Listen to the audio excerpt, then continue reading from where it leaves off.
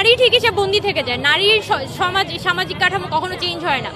তো আমরা আমাদের আন্দোলন থেকে কিন্তু এই কথাটা বলতে চাইছি যে এখানে শুধুমাত্র মানে আমাদের, আপনারা জানেন যে যখন ইন্টারনেট শাটডাউন ছিল তখন কিন্তু কলকাতার যে মানুষরা তারা সবাই আমাদের পক্ষে দাঁড়িয়েছিলেন এবং আমাদের গণঅভ্যুত্থানের পক্ষে তারা দাঁড়িয়েছিলেন এবং আমাদের সেই জায়গা থেকে দায়িত্ব সারা পৃথিবীতে যত নিপীড়নের ঘটনা ঘটে সেটার সাথে আমরা সংহতি প্রকাশ করি।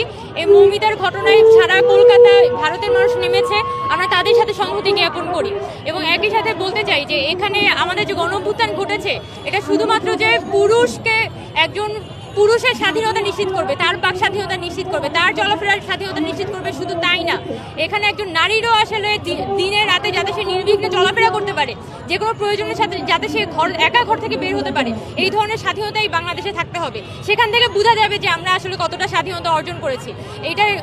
এবং আমরা সরকারের কাছে কিন্তু বারবার বলেছি যে আমাদের নারীরা যারা আছে তাই নারীদের নিরাপত্তা এবং এখানে যে ধরনের নারী ধর্ষণ এবং হত্যার ঘটনা ঘটেছে, এখানে যে নিপীড়নের ঘটনা ঘটেছে সেটা চিহ্নিত করে সরকারের বিচার করতে হবে। এটা আমাদের আন্দোলনের পক্ষ থেকে আমরা আজকে দাবি জানিয়েছি এবং আমরা এখনো পর্যন্ত ডিসাইড হয় নাই যে নেক্সট আমরা কোনো প্রোগ্রাম আনবো কিনা, এটাই আর কি। না 15 বছরে ছাত্রলীগ যত নারী ধর্ষণ নিপীড়ন করেছে সেইগুলোর বিচারের ব্যাপারে আপনারা মানে কতটা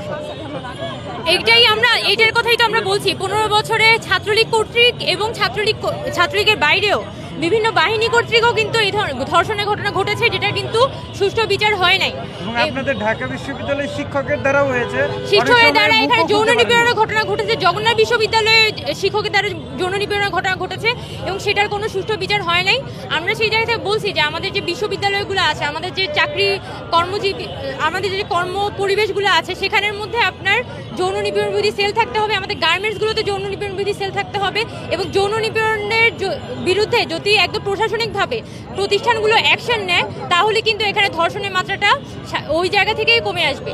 কিন্তু দেখা যায় আমাদের বছর যারা কিন্তু ধর্ষণ করে তারা সামহাও ক্ষমতার যে কাঠামো সেটার সাথে রিলেটেড, যেহেতু সে নানানভাবে সুবিধাভোগী, ক্ষমতা দ্বারা সুবিধা ভোগ করে এসেছিল, সেই কারণে গত 15 বছরে প্রপারলি কোনো ধর্ষণ এবং হত্যার ঘটনার বিচার হয় না, ইভেন সামান্য নিপীড়নের ঘটনারও বিচার হয় না।